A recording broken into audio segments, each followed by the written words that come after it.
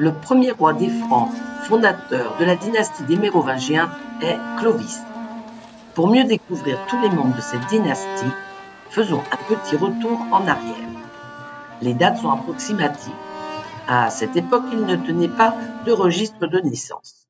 Le premier chef des Francsaliens est Clodion le Chevelu, né vers 390, mort vers 450. Il gouverne vers 428 jusqu'à son décès. Son fils Mérové lui succède. Il est donc le second et est dénommé roi des Francsaliens. Il est né vers 411 et meurt vers 458. Il règne vers 450 à vers 458.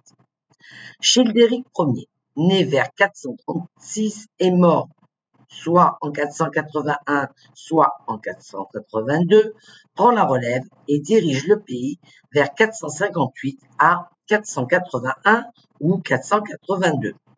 C'est le papa de Clovis, né vers 466 et mort le 27 novembre 511, qui prend le titre de roi des Francs, fonde la dynastie mérovingienne et administre le royaume de 481 ou 482 au 27 novembre 511.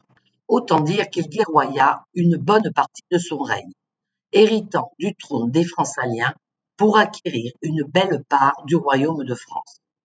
Il eut 2 épouses, Évauchine, princesse franque, dont je n'ai trouvé aucune information, à part qu'elle lui donna un fils, Thierry, et la plus connue, Clotilde, née en 474 ou 475 et morte vers 545, à environ 70 ans. Pas mal pour l'époque. Princesse, Clotilde est la fille du roi burgonde Childéric II, une alliance bienvenue pour Clovis. Ils auront 5 enfants.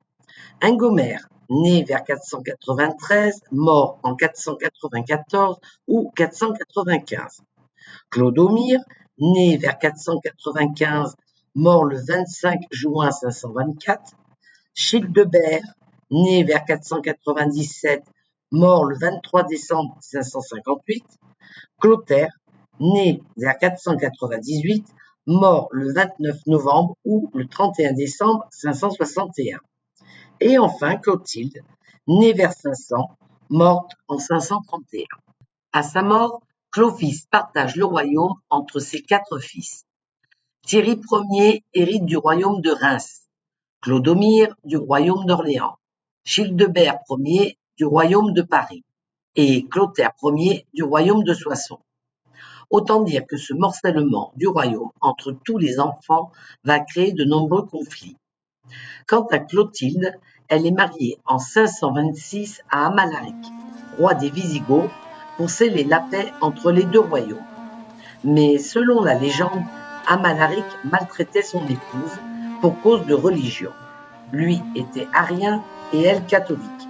Bref, vrai ou pas, ce fut un excellent prétexte pour son frère Childebert Ier qui s'empressa d'aller sauver sa sœur. Amalaric, vaincu à Narbonne, Childéric Ier s'empare du trésor, ramène sa sœur qui décède en chemin.